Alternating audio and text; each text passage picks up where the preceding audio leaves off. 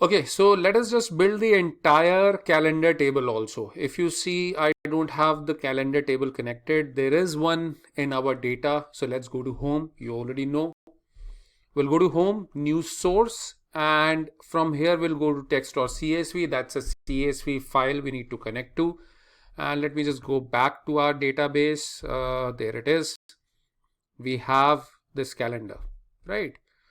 Let me select it, open it up, let it process. Okay, and there you go. Right, so this is one of the data that this company is giving us. They are maintaining this data, and this is just the list of dates. Um, what is this list of date? This is basically regarding that from which date till which date they have maintained the data. So this will help us to build an entire calendar table. Let me give you a tip over here.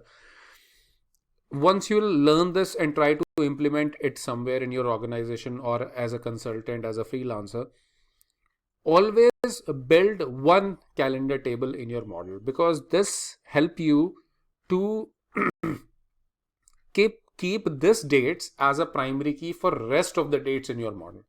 That is very much important. I've seen people start using the date from their um, fact tables, okay, or the other dimension tables. This is something which will make your model complex, and later on you will realize that you are not getting correct results. It's 100% advised that you should be building a calendar table. Okay, and this company Adventure Works gave us this entire list of dates. Based on this, we are going to create an entire calendar table, which is very easy. And later on, based on this, we'll be able to perform calculation related to dates. You will see the importance of creating this later on. Very, very much important. Okay, and we will be adding only those columns which we feel are relevant, which we feel will be useful later on. Okay, fine. So we'll keep this selected, and you can see the data type is correctly recognized by Power BI as a date. I'm happy. And then the data, the table name.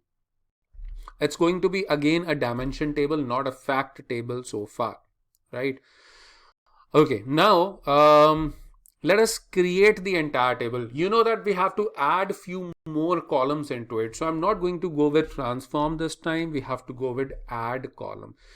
Based on this, suppose later on I would like to know the monthly values, daily values, yearly values. So there has to be those columns already as a part of our models. We will be simply dragging that field into the visualization, and the value field will be having those calculation that easy. So we are just preparing ourselves for the same.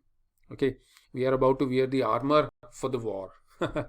Okay, so over here on the right hand side you have the date, right, and over here you have the day, and I have some plan in my mind, basically, let me tell you, because on the basis of that I'm just selecting few fields, but you can play around as much as you want, right?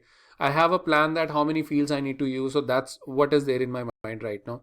I'm going to select only those, but you are happy to, you're actually free to pick up any field that you want, but at least these are required for our understanding purposes. In apart from these, anything that you would like to add, you can. There is no restriction on the same from my side. So we'll go over here and suppose name of the day, which is relevant, name of the day, right? And I'll keep the date column selected. That's very important because this is your base. Very much important. Do not do this mistake that whenever you are going to add a column, keep that column selected for further calculation. Don't do that, because your values will be different in that case.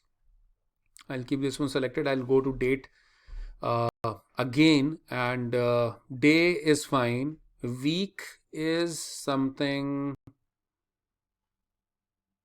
start of week, or let's go with, I'll just keep it.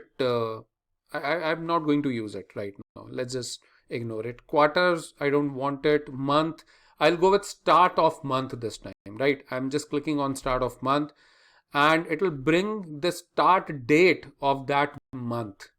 Okay, so which is fine, which is absolutely fine. Start of month is absolutely fine by me. And look at that, I'm just going back and selecting that. As I've told you earlier, it's very much important. That will keep it selected. Month, again, I can go with name of the month, which is good. I would want it also, Jan, Feb, March. I'll select, keep that date column selected. I'll go to date and year, and I'll simply bring the year also. So all these fields I have taken out based on the date column within not more than in a minute. And that is what I've explained it to you. You can do it in few seconds also. So this is how it is easy, and it will be very useful, right? So with that, I am done with the entire calendar table. We're going to use it later on. Thank you.